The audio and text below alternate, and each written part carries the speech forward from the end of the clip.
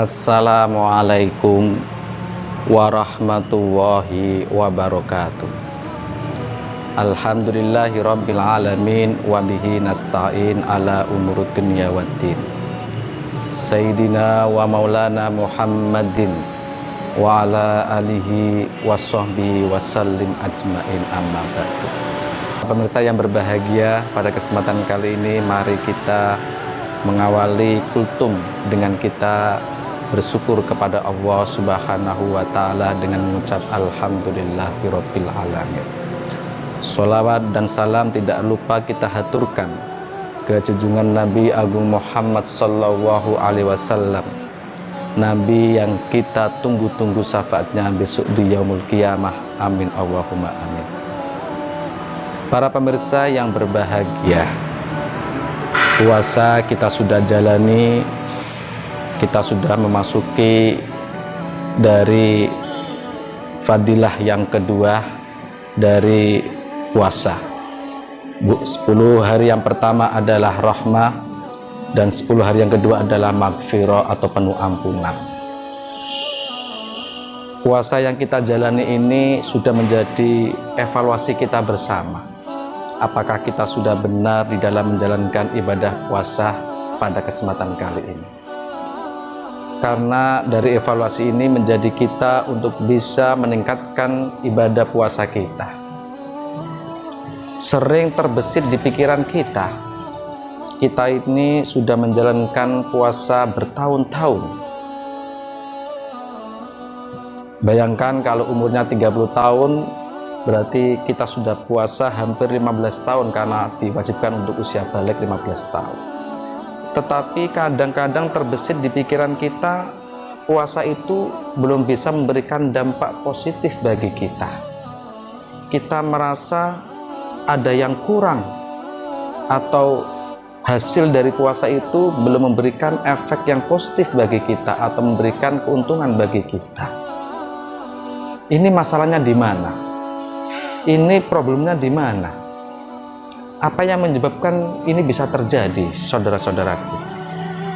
Ternyata kalau kita menelusuri lebih jauh atau kita kaji ulang, bahwa tujuan puasa adalah sesuai dengan firman Allah surat Al-Baqarah ayat 183, la'allakum tattaqun, supaya kalian menjadi orang yang bertakwa kepada Allah Subhanahu wa Ta'ala.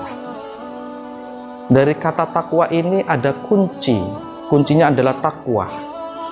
Ternyata takwa dipahami oleh semua manusia itu, ternyata takwa itu letaknya di dalam hati.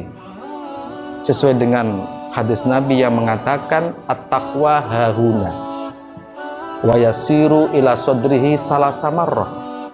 Nabi pernah bersabda bahwa takwa itu letaknya di sini. Nabi menunjuk dadanya sampai 3 kali. Berarti ini menunjukkan bahwa ketakwaan itu bukan hanya dari segi fisik, dari segi yang kasat mata, yang ibadah yang kita lakukan yang bisa dilihat, tapi yang terpenting adalah di dalam hati kita, menghadirkan kolbu kita untuk terlibat dalam ibadah. Sama hanya dengan tujuan ibadah adalah supaya takarub kepada Allah Subhanahu wa Ta'ala. Tetapi ibadah itu juga bukan hanya ibadah syariat saja, bukan hanya ibadah yang bisa dilihat dengan nampak, tetapi yang terpenting adalah hudurul qalbi, menghadirkan hati kita. Kembali lagi kepada evaluasi puasa kita yang tidak bisa memberikan efek yang positif bagi kita. Kemarin materi sudah dijelaskan, Imam Ghazali membagi tingkatan puasa itu ada 3. Tingkatan yang pertama adalah puasanya orang umum, yaitu menahan dari segala yang membatalkan puasa, dari terbit fajar hingga terbenam matahari. Di samping juga itu juga menahan hawa nafsu. Dan puasa yang kedua adalah puasanya orang khusus, bukan hanya menahan makan dan minum dan juga menahan hawa nafsu, tapi anggota tubuh, pendengarannya, penglihatannya, mulutnya dijaga. Itu adalah puasanya orang khusus. Dan puasanya tingkatan yang ketiga adalah puasanya khawasul khusus atau puasanya orang khusus di atas khusus.